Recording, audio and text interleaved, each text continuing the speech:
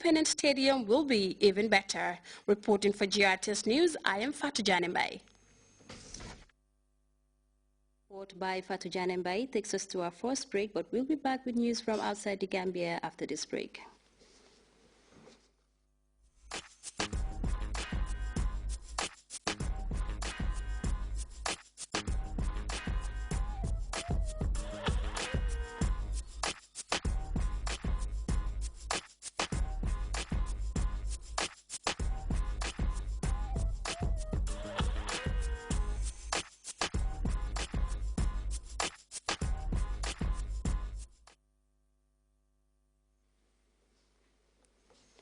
Welcome back.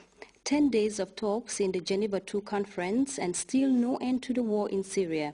The meeting neither resolved nor interrupted the massive siege in the cities of Homs, Daraya and Aleppo, leaving in its wake thousands of deaths. As we hear in this CFI report, human sufferings continue as aid agencies find it tough to access hard-hit areas.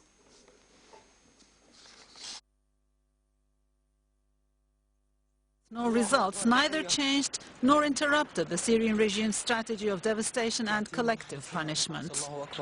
The Damascus suburb of Daraya, as well as Homs and Aleppo, are still the target of Bashar al-Assad's air raids, and the local communities are still reduced to clearing the debris with bare hands and counting their dead. In addition to dropping rockets and barrels of explosives, the regime is encircling entire neighborhoods in these towns and literally starving their residents for cooperating with the insurgents.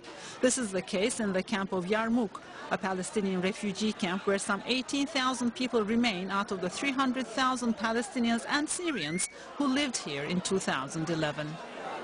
These pictures, aired by social networks, show Syrians who left their apocalyptic setting to try to get their hands on some food supplies. They found out yesterday that the UN Agency for Refugees had succeeded in bringing in food rations for families. A source of hope for these people who have had to eat cats, dogs and donkeys in order to avoid dying of hunger, as was the case for about 100 among them. The brief opening was allowed by the regime, which broadcast pictures of it on state television. According to the commentary that accompanied the pictures, this is relief aid from the Palestinians who worked with the UN and the Syrian government to help the local population, which is a victim of terrorists and foreign powers that support the Salafist jihadists.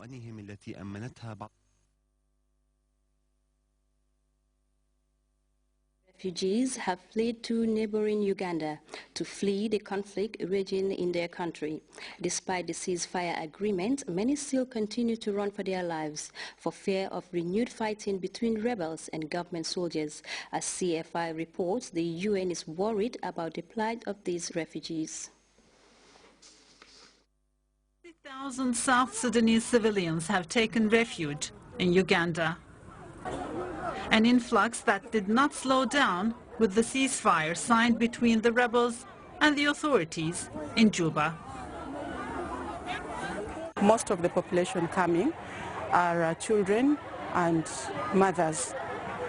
So food is a crucial necessity at the moment, because as you can see, some of them have trekked a long distance.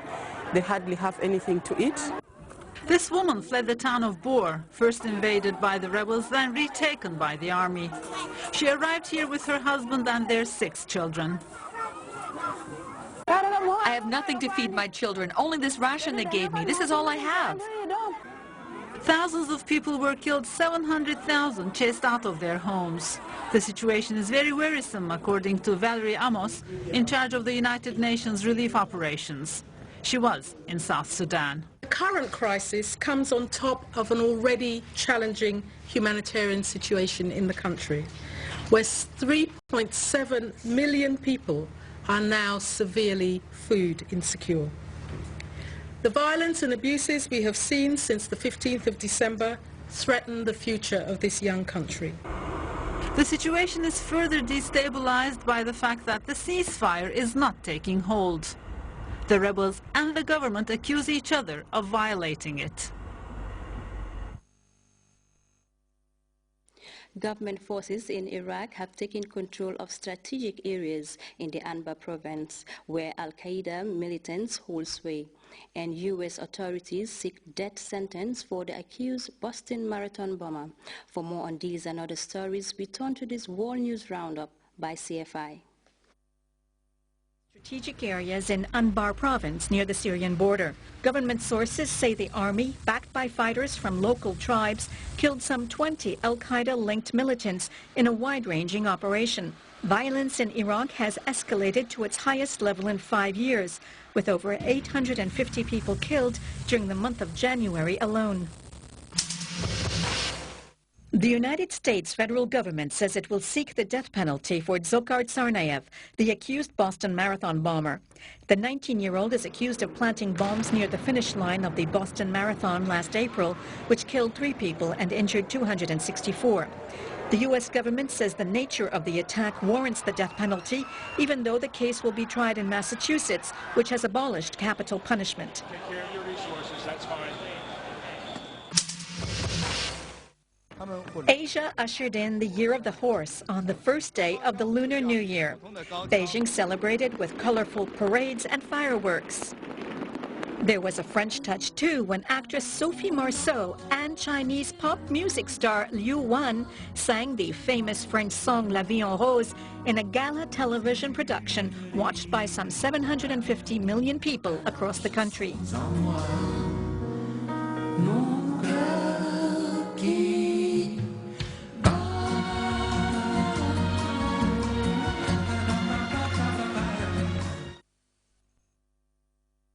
Over now to sports. It's day 1 of the Qatari Golf Association, an embassy-sponsored golf tournament. Scores of local PROs are gone in for the top prize of €500.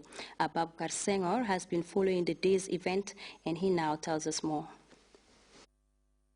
Tournament staged here on this famous course, but the symbolism of this early 2014 tournament is just immense.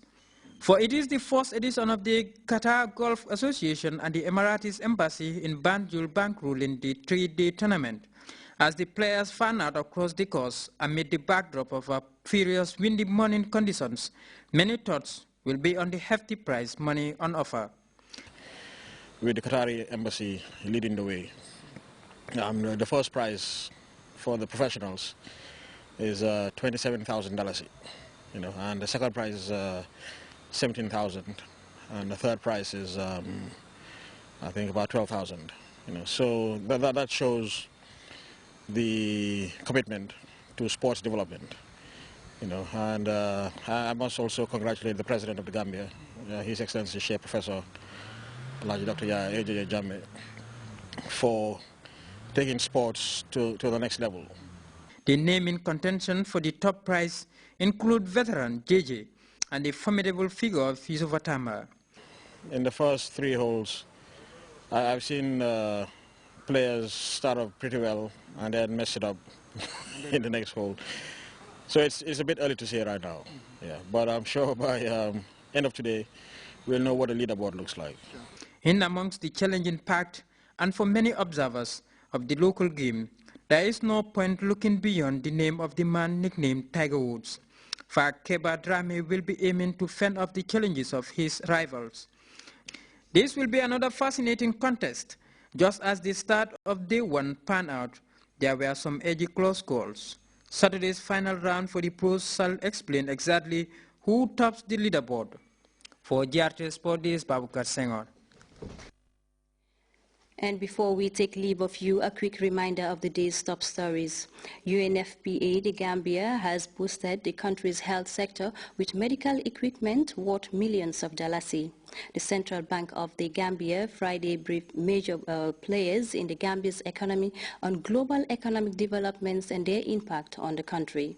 More than 50,000 South Sudanese refugees have fled to Uganda as fears of renewed fighting loom large on the horizon. And no end in sight of human sufferings. Aid agencies in Syria are struggling to access hard-hit areas despite 10 days of talks between rebel fighters and the Assad government. That was all in this edition of the news. From me, Winifred Nicole Hadibat, and the rest of the team, thanks for your time, and do stick with GRTS.